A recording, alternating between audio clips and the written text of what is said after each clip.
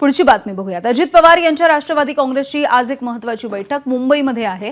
अजित पवार यांचे आमदार या बैठकीसाठी उपस्थित असतील आणि पालकमंत्रीपदाचा वाद। आमदार संग्राम जगताप यांनी शिर्डीमधल्या अब्दुल बाबा समाधीवरती जमा होणाऱ्या पैशांच्या संदर्भात घेतलेले आक्षेप, त्यासोबतच पुण्यामधले अजित पवारांचे निकटवर्तीय बाबूराव चांदेरे यांनी केलेली मारहाण, यामुळे पक्षाची होत असलेली बदनामी यावरती आज अजित पवार नेमकी काय भूमिका घेणार याचीही उत्सुकता आहे। आजच्या बैठकीमध्ये या वेगवेगळ्या मुद्द्यांवरती चर्चा होऊ शकते।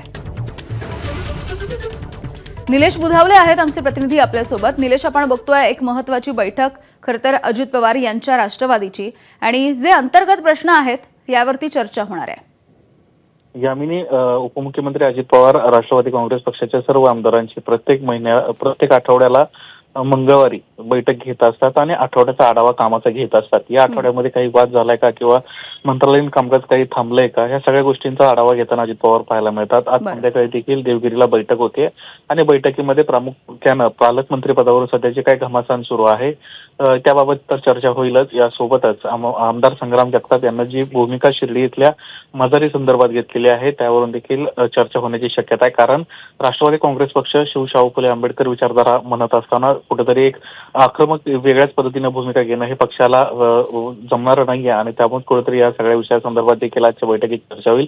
अजित पवार या संदर्भात देखील मार्गदर्शन करताना पाहायला मिळतील। तर दुसरीकडे बाबूराव चांदेरे यांच्यामुळे पक्षाची जी बदनामी झाली आहे तीही योग्य नाहीये, त्यामुळे अशा पद्धतीचं कृत्य होता कामा नये या अनुषंगाने देखील काही मार्गदर्शक सूचना किंवा काही महत्वाची आमदारांना काही मार्गदर्शन करतात का हे देखील पाहणं महत्वाचं राहणार आहे। आजची बैठक जी आहे हे महत्वाची राहील आणि या वेगवेगळ्या मुद्द्यांवरून चर्चा होईल। थँक्यू निलेश, धन्यवाद या माहितीसाठी। एबीपी माझा, उघडा डोळे बघा नीट।